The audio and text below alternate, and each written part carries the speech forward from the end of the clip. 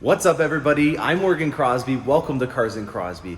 If you guys are interested in upgrading your Corvette and maybe you're apprehensive about the process or maybe concerned about the risks that may be involved with doing that, this episode is going to be geared towards you guys. I have right now a winter storm on our hands, and this is winter in Canada. So we want to take advantage of that time, especially if you don't have the ability to drive your Corvette in the snow. I have winter tires and I also have the mid-engine. The C7 and lower generations are not that good in the snow, especially without snow or winter tires. And this is normally a time when you can educate yourselves and get some modifications done and maybe even take advantage of some places that are not as busy as they normally would, meaning that you can get your Corvette done and guarantee you that you have it for the entire driving season. So without further ado, let's go through some things that I'm going to be doing on my Corvette and kind of give you a walkthrough on how I came to those decisions. So my Corvette is in the shop right now, and the first modification that I'm trying to do is replicating the styling of the convertible when you have the top and the nacelles painted in carbon flash metallic. I am a huge fan of the look of the Corvette when you kind of replicate what a lot of Ferraris and Italian exotics have done over the years, where the top portion and the window line above is all painted in a separate color. It really does accentuate the lines of the Corvette quite a bit. And so what we're going to be doing right now is we're going to be taking a vinyl wrap and we're going to be covering the top portion of my Corvette in this vinyl wrap. Now, a couple of different resources that I had at my disposal to help me out with this were forums and also just using Google image searches. And then I also had Scotty's Shine Shop, which was able to help me out in determining which material will be best for putting on my Corvette. The forums are probably your best asset in terms of being able to find somebody that's already done it. Maybe a trailblazer has gone above and beyond, or maybe there's a sponsored supplier that's advertising some products they do. And then maybe even there's some links to people like me that are documenting these kind of processes. It's very easy for you to have a one-stop shop in educating yourself on what to do with your Corvette. Now, some valuable resources that I found for this modification were on Mid-Engine Corvette Forum. I find that their technical outlook on things is a lot more practical. It's not as Wild West as some of the other forums are, and they're very polite and they're very willing to help you out. If you check it out, you definitely will see what I'm talking about. They have different segments for DIYs, you have future content, news, and then even just being able to see what different things look like. I was able to find a link in there to an article that Corvette Blogger did where a Sebring Orange coupe had done the exact thing that I wanted to do. So I was able to take that photo from this Sebring Orange article that Corvette Blogger did and send it to Scotty's Shine Shop and tell them exactly what I wanted to do. Now, when I went to Scotty's, the next thing that we needed to determine was what type of material we were going to be putting on my Corvette. If you guys can see here, this is paint protection all on here. And the paint protection process is a lot more labor intensive. The materials themselves cost significantly more. And there was one area in particular that we were concerned about if we were going to be doing this in a paint protection over a regular vinyl. This right here is a very intricate thing. If you have a 2LT or above, you'll have this on your Corvette, which is for your mirror. And then the other area that we were looking at was right in here, in being able to freehand something that would make it so that it kind of flows with the window trim line here.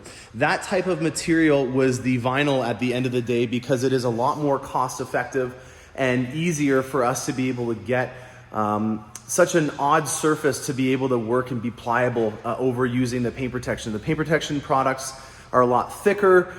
They are significantly more expensive. So if this is something that gets damaged, I'm just not too enthusiastic about paying 2 to 3 times more for a very similar effect. So I'm not really selling out on it, because in all honesty, these types of areas here are not going to be receiving too much hazards like you would on the front end. So the paint protection is still going to be on the areas where it's most useful, like the headlights and the front bumper. But in these types of areas, it's not like a stone is going to do a 180-degree turn or a 90-degree turn and then hit the side here.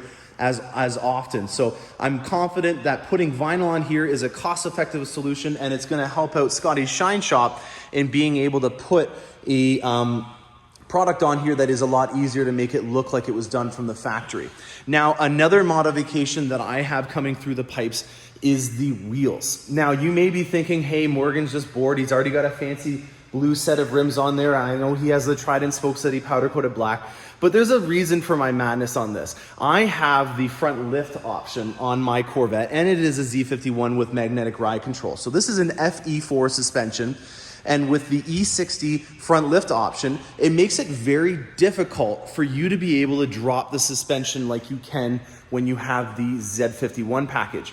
Now, I know that there are companies like Sissio Performance that have these collars that you can use to drop it down. But when you're talking about an advanced system that is monitoring the road 1,000 times a second, and then you also have a hydraulic lift system that's installed from the factory, I'm not too enthusiastic about modifying my Corvette suspension in order to drop it an inch. So what I have done as a solution is I have purchased a set of rims that are in a 20 in the front and they're a 21 in the back. And that is gonna give me a little bit of a wider look in there that'll just help out with lowering that gap that you see inside of the Corvette. Now, the tire specifications that we have got from Vossen, who is the rim company we're gonna be using, is a 255 30-20, and then we have a 325 25-21 in the back. So that is the tire specifications, and Michelin does have an option for that. So I'm very excited to be able to use the same tires that are specified from General Motors, but they are 10 millimeters wider than the original spec. So I'm interested to see what that happens as well. Those are on order right now because after calling down to Vossen in Miami, I found out that there is a 7 to 8 week delay right now on even just their basic hybrid forged rims.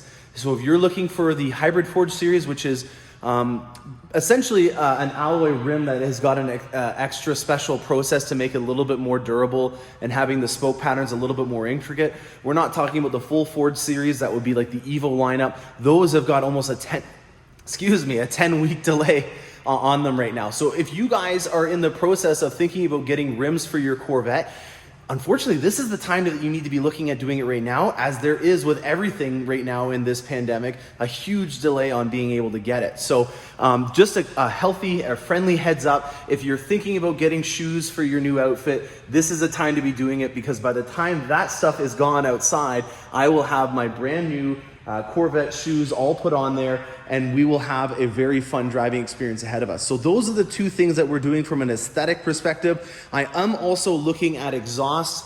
I haven't really set on one. I'm very enthusiastic about looking at what Borla and Corsa come up with, as they have always been an iconic partner for General Motors in terms of putting it on our vehicles. We actually have the ability to order these products through General Motors, and then they can get installed through the GM dealership. So for me, I'm not trying to say that I'm a little bit of a wuss and that I won't take a little bit of a trip off the beaten path, but if General Motors has a relationship with them, it's covered through the installation through the shop that I work at, and then also it's a cost-effective solution because the Borla and Corsa exhausts, in my opinion, are always a really great value. That to me is enough for me to be patiently waiting for to see what they come out with. So I hope you guys enjoyed this brief episode on the winter preparation or future driving season episodes. The forums are obviously going to be an excellent source, but once you find a shop that you can establish a good relationship with, or you have a guy like me that you can leave a comment in the section below with,